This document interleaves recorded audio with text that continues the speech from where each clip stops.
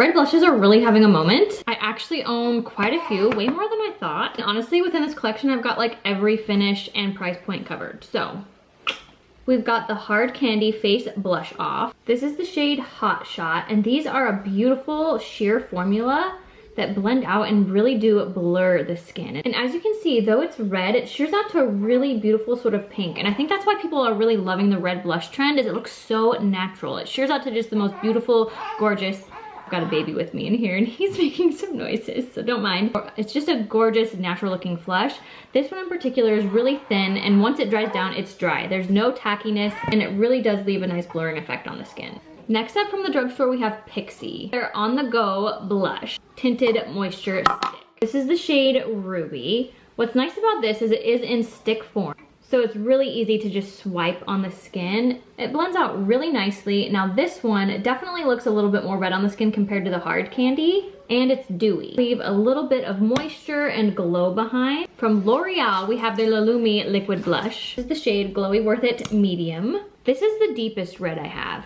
And I know that that looks intimidating for us pale folk, but I'm telling you, on the skin, so beautiful. These are really easy to work with as well. This gives you just that really like toasty, almost like sunburnt sort of a look. And once this dries down, it's dry, but it does have like the slightest sheen to it. It's got a little bit of glow in the formula. Beautiful, beautiful color. Super pigmented. A little bit goes a long way. Like you need one little dot on each cheek. Affordable, great option from L'Oreal.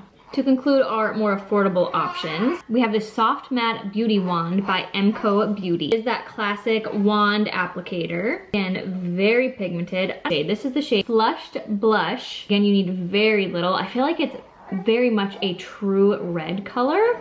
And again, you only need like one dot of this. It blends out super easily. They're calling this a soft matte, and I do have to agree with that. It's not like super, super stark matte, but it doesn't really have any shine or dew to it. Love these fun applicators. Just remember to close them. Next from Tower 28, we have their Beach Please blush in the shade Happy Hour.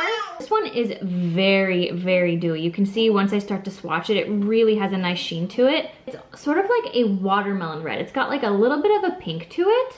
It's a pretty decent price point, and I think this is probably the dewiest one that I have in my collection. We then have the RMS blush in the shade Beloved. This is the blush that kicked off my love affair with red blushes. This is again a dewier formula, but not quite as dewy as the Tower 28, and it's a bit more sheer, but it's a beautiful, beautiful product. Whew, okay, mom duty is calling, guys, I'm sorry. I probably stopped 20 times in that first half, so I give up. We're gonna have to put the baby in the carrier. He is being fussy, fussy, fussy. That's okay. Okay, so next up we have this Fui blush. I actually am wearing this one today on my lips and my cheeks. I do have a lip oil topped over top. This is the shade Mule, and oh my god, I am obsessed. This is my second time using it. If you're unfamiliar with these, they are like bouncy, moussey in the pan.